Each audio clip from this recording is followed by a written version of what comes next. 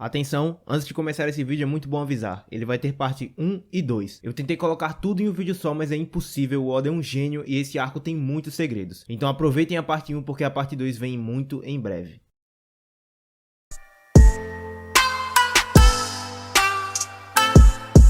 Luffyは海賊王になる男だ!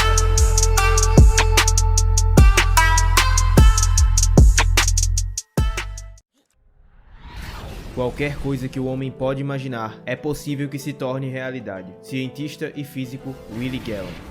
Lançado há 20 anos atrás, o capítulo que continha essa frase abriu o enredo de One Piece para um dos seus arcos fundamentais e mais importantes de toda a história até agora. Mesmo que muitos tenham torcido o nariz e até em tempos atuais alguns diziam pulá-lo por achar filler e sem graça, o arco de Skypiea tem se tornado cada vez mais importante para os acontecimentos atuais da obra, sendo praticamente um pilar fundamental de tudo aquilo que hoje nós estamos lendo. É como se tudo aquilo que o Oda imaginou no passado se tornasse realidade, fazendo jus à frase de abertura. Nesse vídeo vocês vão entender porque Skypiea é o arco fundamental de One Piece e desvendar com a gente todos os seus segredos, e todos os segredos que esse arco ainda vai contar. Antes do início das aventuras em Skypiea, Luffy passa por uma das melhores introduções de arco até hoje na ilha portuária de Jaya, Mocktown. Em um bar, Luffy está sentado do lado de um cara misterioso. E bom, sem muitas apresentações, todos vocês conhecem quem ele é, e ele é o oposto do Luffy, Marshall de Teach, o futuro Barba Negra. Tudo que ele gosta, o Luffy odeia e vice-versa. E antes que brigassem, Teach sai do bar, mas nesse momento, Bellamy, a hiena, aparece atrás de Luffy. Ele começa uma briga com Luffy que não reage em nenhum momento, e antes que Luffy partisse pra, bom, amassar o Bellamy na porrada, a Nami pergunta ao barman: nós queremos ir para a Ilha do Céu, como podemos chegar lá? E imediatamente o bar inteiro cai na risada. Bellamy começa a zombar da lenda da Ilha do Céu e diz que a era dos piratas sonhadores acabou. Mas essa fala, especificamente essa fala aqui, é extremamente importante. Eldorado, a Ilha do Céu, a Cidade Esmeralda, o grande tesouro One Piece, são apenas sonhos e palavras patéticas de um perdedor. Quando Nami tira eles do bar, temos uma das cenas mais incríveis do mangá até hoje. Marshall de Teach está sentado no chão e começa a falar: há mesmo uma ilha no céu. Por que está assim, jovem? Eles ganharam a luta. A nova era que eles falam não significa merda nenhuma. A era dos sonhos acabou? O que diabos eles sabem? Deixe que eles riam. Quando estivermos em direção ao topo, eles nem saberão o que os atingiu.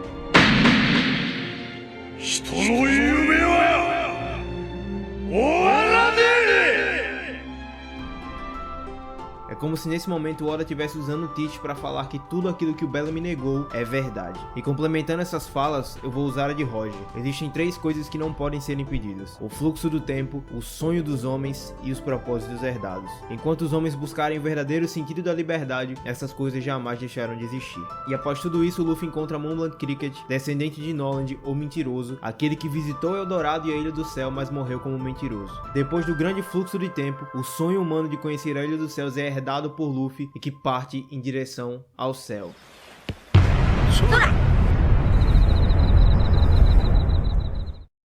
Antes de sair, Cricket diz que é isso que ele chama de romance, Romance Dawn, nome do primeiro volume e um dos conceitos mais antigos dessa obra. Enquanto o navio que zarpa em direção ao céu cruza as nuvens, nós podemos ouvir no anime o som de We Are, e com os gritos de alegria dos chapéus de palha, começa o arco mais incrível de One Piece, a Ilha do Céu, Skypiea. E a partir daqui eu não irei narrar todos os acontecimentos, pegaremos só os grandes mistérios que existem nesse arco e tudo aquilo que vive nele. Será uma viagem incrível e vocês vão descobrir tudo que o Oda deixou aqui, nesse lugar, e é absurdo o que está escrito nesse arco. Vai explodir a mente de vocês. E antes de desvendarmos todos os mistérios de Skypiea, precisamos colocar duas regras muito importantes. A primeira: os povos alados, aqueles com asas, vieram da lua. Para quem não viu ou ainda vai assistir o arco de Skypiea pela Netflix ou em outros lugares, não aparece o que o Enel faz após a derrota contra Luffy. Em uma história de capas do mangá, Enel viaja para a lua com sua arca e lá, através das gravuras que tem na lua, ele descobre que todas as raças vieram do céu. Ele descobre que todas as raças que vieram do céu eram da lua como extraterrestres. Eles tinham uma tecnologia muito avançada e eram capazes até de criar robôs autômatos. A segunda: as raças dos povos alados não são apenas três. Conhecemos no anime e mangá os Bilkans, Skypians e Shandorians, porém existe uma quarta raça oculta. As três raças desceram da lua e vieram para a terra como visto por Enel, porém em uma das gravuras há uma quarta raça misteriosa que desce primeiro e falaremos dela mais à frente. E dito isso, vamos aos segredos de Skypiea. E antes de mais nada, em Skypiea descobrimos o mapa de Jaya completo. No capítulo 253, Nami junta o mapa de Jaya, Mocktown e o de Skypiea, e descobre que a ilha era na verdade uma grande caveira que foi dividida por um Knock-Up Stream. E revendo a história do Nolan dita por Moonblood Cricket, eles decidem procurar a cidade de ouro que está no olho direito da caveira. Ao som dos tambores e à luz da lua, em volta aos lobos, eles dançam sem parar. E sim, eu sei o que essa cena significa, mas falaremos dela mais à frente, segura aí. Não sei se vocês já perceberam, mas o Oda tem alguma coisa bizarra com o olho esquerdo, seja pelas cicatrizes ou até os símbolos. Luffy, Garp, Dragon, Shanks, o símbolo dos piratas do Doflamingo, Zoro, Ryuma e até mesmo a caveira de Onigashima, e claro, a própria Jaya. Inclusive, na própria capa do volume desse capítulo, Luffy tem seu olho esquerdo fechado. Se o Knock-Up Stream lançou uma ilha no céu que foi Shandora, o que aconteceu com a ilha que teoricamente seria o olho esquerdo? As palavras de Bellamy são cruciais aqui. Eldorado? A cidade Esmeralda? O tesouro One Piece? Entre Shandora, que era real, e One Piece, que também é, existe uma cidade Esmeralda. Teoricamente, ela também seria real, certo? A caveira tem como seu olho direito a cidade da lua, Shandora. Sabemos que as raças do céu adoravam os deuses, e mais especificamente o deus do sol, como vimos no flashback do Nolan. A lua e o sol são conceitos importantíssimos em One Piece, seja a própria lua, que é referenciada em quase tudo na obra, ou o sol no amanhecer profetizado. Dito isso, assumindo que o olho direito é a lua, o olho esquerdo seria o sol, certo? Se Eldorado está no olho direito, a cidade Esmeralda seria o olho esquerdo, a cidade que se perdeu, ou melhor, que foi escondida. Existe uma dualidade quando se trata de Shandora e de Laugh Tale. Os dois homens que encontraram ambas as cidades lendárias acabaram sendo executados em praça pública, levando consigo a memória que tiveram daquele lugar. Noland encontrou a cidade de 400 anos atrás e Roger, curiosamente, encontrou a de 800 anos atrás. Bellamy zomba das duas como fantasia e do próprio tesouro One Piece. É engraçado também notar que no flashback, Noland era associado à própria lua, seu próprio navio tinha uma lua crescente, e Roger é associado sempre ao sol e ao amanhecer. Se Noland achou o olho direito que foi atirado aos céus, Roger teria encontrado o olho esquerdo? Notem, quando Noland chega a Jaya, a ilha já não estava mais ali, pois não há nenhuma memória sobre ela entre os Shandians, dando a entender de que fora há séculos atrás. Poderíamos então acreditar que a ilha sumiu há também mais 400 anos no passado. Isso somado daria os 800 anos que casa com o século perdido. Mas é aqui que está a dualidade. No momento da execução de Roger, ele usa as palavras Konoyono Subeteo Sokoni Oitekta. Deixei tudo que há nesse mundo naquele lugar. Só que o Sokoni, nesse kanji aqui, tem outros significados, sendo eles fundo ou profundo. Reformando com esse sentido, teríamos algo como deixei tudo que há nesse mundo no fundo daquele lugar. Dito isso, em Jaya teríamos um olho que subiu aos céus e outro que foi escondido no fundo do mundo. Certo, você deve estar pensando que eu tô indo muito longe de Skypiea, mas eu não tô. Observem o título do capítulo 275 do volume 29, A Divina Comédia.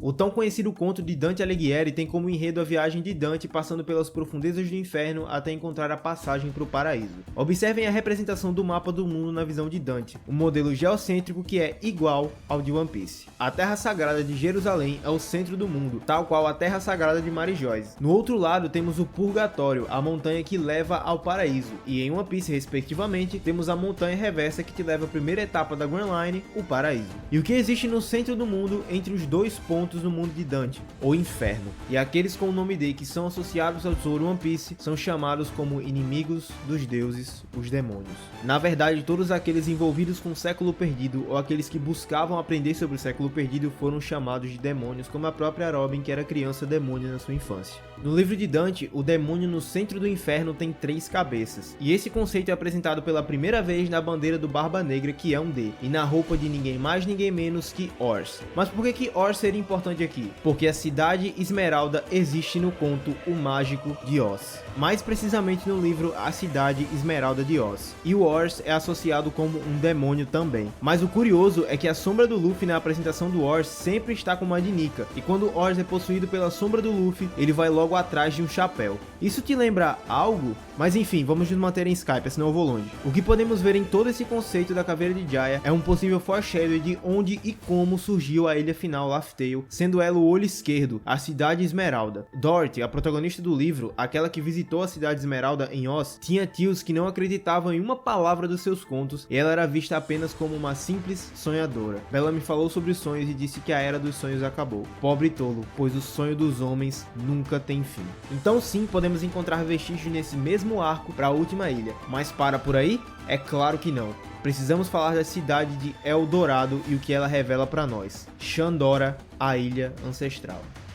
Sendo completamente banhada em ouro, a verdadeira Eldorado, a cidade carrega um peso histórico muito maior do que nós imaginamos. No flashback de Noland e Calgara, aprendemos muito sobre Shandora. A cidade não era só completamente banhada por ouro, mas também por poneglyphs, tendo um monolito no seu centro, abaixo do sino dourado, indicando a localização de Poseidon, a arma ancestral lá da Ilha dos Tritões. Em diversas estruturas ao longo de Jaya também existem poneglyphs, como naquele altar do sacrifício, por exemplo, e em diversas construções de Shandora. Acontece que sabemos que as únicas pessoas capazes de talhar os poneglyphs são os Kozuki do país de Wano. Logicamente, se as escritas estão ali, eles estiveram nesse lugar antes, vindo junto com alguém. No flashback, é dito por Calgara que eles lutam para proteger aquela cidade, mais especificamente aquele tal monolito, e que Shandora encontrou a sua ruína protegendo essa pedra. Calgara também diz que Noland é o primeiro visitante em 400 anos desde a queda, ou seja, 800 anos atrás, a ilha foi invadida e encontrou sua ruína. Curiosamente, no capítulo 275, a Divina Comédia, justo que indica Laughtale, o líder atual da tribo Shandia conta sobre esse evento. A batalha foi travada com o mesmo inimigo que Robin menciona ao visitar a cidade, os 20 reinos do passado que tentaram ocultar a história. Com a invasão, foi provável que nesse momento, a cidade que continha o maior resquício da história foi afundada, que era Laughtale, e o que restou da caveira Shandora foi defendida pelos guerreiros do passado. A promessa de protegê-la foi feita pelos guerreiros e os antigos visitantes, antes mesmo de Noland, que trouxeram Poneglyph, em troca entregaram todo aquele ouro. Wano nada mais é do que o país dos Poneglyphs e do ouro. Curioso, não? Sendo assim, o lado do sol está escondido, a cidade Esmeralda, e só lá encontramos One Piece. Tudo isso que eu tô contando pra vocês é apenas com os fatos do mangá e as evidências encontradas em Skypiea, e isso ainda tá longe de acabar. A cidade de Shandora tem seu nome em referência a Chandra, que significa lua, porém o nome Jaya tem algo ainda muito mais profundo. Jaya faz referência a Java, que é a ilha principal da província indonésia. Porém, se voltarmos 800 a 900 anos atrás, nesse mesmo lugar do mundo real, no reino antigo de Kediri, viveu um homem chamado Jayabaya, só que no javanês original é Hatu Joyoboyo. E eu sei, nesse momento passou um filme na sua cabeça, mas vamos por partes. Joyaboya ficou conhecido pelas suas profecias. Ele profetizou que seu reino iria cair, mas no futuro ele retornaria com todo o seu esplendor. Sua frase mais conhecida foi: quando os vagões dirigirem 100 cavalos e os navios voarem pelos céus, tô todo arrepiado, Hatu Adil, que é rei em javanês, retornará e trará ao mundo o amanhecer de uma nova era de ouro. E como eu disse, esse rei viveu 800, 900 anos atrás, fazendo referência ao século perdido do mundo de One Piece. E olha só, uma ilha no céu que só pode ser acessada quando um navio voar pelas nuvens e uma antiga cidade de ouro que retornará um dia. Fora, é claro, o amanhecer profetizado. No início do flashback de Noland, a filha de Calgara é oferecida em sacrifício para que a doença infecciosa da ilha parasse. E o deus que receberia esse sacrifício é o Deus do Sol. É, eu sei, Joy Boy e Deus do Sol foram introduzidos há 20 anos atrás nesse arco. E você aí queria pular esse arco. É uma época muito triste pra quem pulou essa maravilha de saga. Mas é agora que voltamos à página que eu citei lá no início do vídeo. A famosa página favorita do Oda, em que o Luffy tá dançando como Nika. Se fosse só isso que existisse de incrível nessa página, já seria o suficiente. Mas não é só um simples foreshadowing. Como muitos de vocês sabem, o termo Joy Boy, além do rei javanês, também veio da lenda caribenha de, literalmente, Joy Boy. Joy Boy era a personificação da necessidade humana de dançar, cantar e se alegrar. Ele sorri perpetuamente para todas as fraquezas e problemas da humanidade e cura os problemas humanos com o ritmo irresistível do seu tambor. Quem ouve a música de Joy Boy é compelido a dançar e cantar junto com ele até sacudir o manto negro de desespero dos seus ombros. Ao som dos tambores tocados por Usopp, Luffy dança ao redor da fogueira, à luz da lua, assim como Nika, e é a mesma exata onomatopeia do capítulo 1044 que ecoa do coração de Joy Boy que aparece nessa página, os tambores de libertação.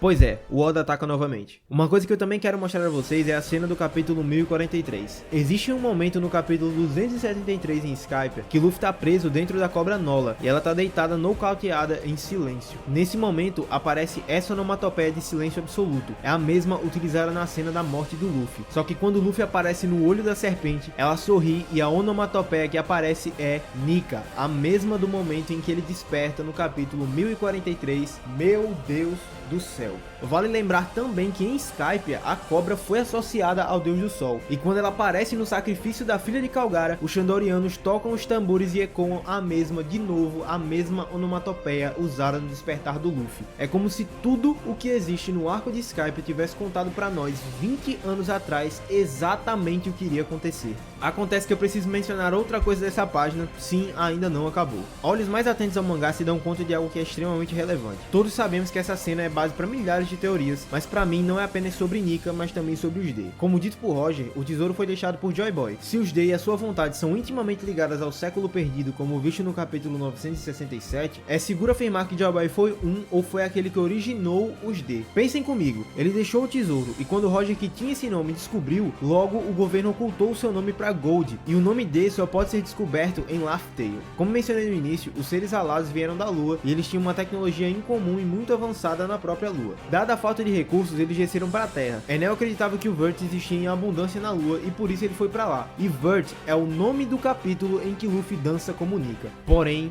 alguém desceu da Lua primeiro. Observem. Ao seu lado existe um grande símbolo solar e na sua cabeça, diferente de todas as raças apresentadas, ele carrega um chapéu e que, se utilizarmos como base, ele se parece muito com a silhueta do chapéu de palha. Até mesmo seu rosto parece mais humano se comparado aos demais. Acontece que essas gravuras são idênticas às pinturas astecas, e a arquitetura asteca é a que baseia a cidade de Shandora. Só que os astecas tinham algo em particular, o seu calendário do sol. Ele era uma pedra chamada a Pedra do Sol, e com essa pedra, no seu centro, existia o rosto do deus do sol asteca. Os símbolos encontrados na pedra são exatamente iguais aos símbolos do lado dessa figura que desceu primeiro. Basicamente, Nika, Joy Boy, deus do sol, é a figura que aparece na Lua descendo primeiro para a Terra, e o Oda já tinha mostrado isso há 20 anos atrás. Acontece que recentemente também descobrimos que existe uma raça de anjos. Os Lunarians foram introduzidos em Albert, o King, que tem seus cabelos brancos e sua tatuagem, notem, no olho esquerdo, assim como Kalgara, Wiper e Dragon. Os Lunarianos são capazes de emanar fogo e controlá-lo, e é dito que eles viveram em Marijose há muito tempo atrás, antes dos 20 reinos, ou seja, o reino era deles, e a sua raça foi extinta. O último vestígio disso é o chapéu de palha gigante em Marijose e a fala de Doflamingo, quando ele diz que depois da Guerra do Século Perdido, os 20 reinos se mudaram para Marijose e não fundaram ela. Curiosamente, também eles são a única raça que espera pelo Joy Boy. Mesmo seu último remanescente sem nenhuma ligação com o passado de 800 anos atrás sabe disso, como King. Faria sentido então afirmar que o soberano dos lunares, a qual eles esperam o retorno, assim como na lenda do Joy Boy o javanês, é o mesmo que aquele ser que desceu da Lua primeiro, consequentemente, o Joy Boy,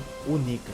Nika veste roupas de tribos do céu, e Luffy tem a sua fruta no modelo Nika que o transforma em um ser com cabelos e roupas brancas. E mais uma vez, o Gear 5 e a fruta do Luffy, que só veio aparecer pra nós 25 anos depois do mangá, já tinha tido seu foreshadowing lá em Skypiea. Pensem comigo, os Minks ficam brancos em contato com a lua cheia quando se tornam Sulong. Se Nika era da lua, a sua raça e seus descendentes também teriam os mesmos traços como King, e por isso, Luffy carrega essas cores no seu corpo e aparece dançando justamente na lua cheia, o lugar de origem do Nika. Quando você imagina que a Cidade do Sol era a vizinha Cidade da Lua e que a Cidade Esmeralda é Laugh Tale, tudo se encaixa. Eldorado e a Cidade Esmeralda carregavam todas as raças aladas e era uma extensão do Reino Antigo. Quando você pensa na extinção dos Lunari, faz ainda mais sentido com a batalha do século perdido que resultou no fim da Cidade Esmeralda e na quase extinção dos Shandorianos, reduzindo eles a uma pequena vila. Eles podem ter perdido tudo, mas guardam aquela cidade de ouro do passado e o seu maior símbolo, o Sino Dourado. E o Sino Dourado carrega ainda segredos muito mais profundos que vão ficar na parte 2 desse vídeo, e eu espero muito que vocês vejam porque vai ser incrível, pois nela a gente vai descobrir muito mais segredos sobre a história de One Piece e o que significa o nome dos D e o que pode vir a ser o tesouro One Piece, e não só isso, um tal ser oculto que está por trás de toda essa história que também foi apresentado em Skypiea. Vocês não perdem por esperar, a parte 2 vai ser incrível, já se inscreve no canal para não perder isso, deixa seu like se você curtiu esse vídeo, não se esquece de conferir a descrição com o Discord do canal, lá a galera é muito ativa e muito divertida, e também o link da nossa roxinha onde a gente tá fazendo lives simultâneas tanto no YouTube quanto lá. E é isso, galera, valeu!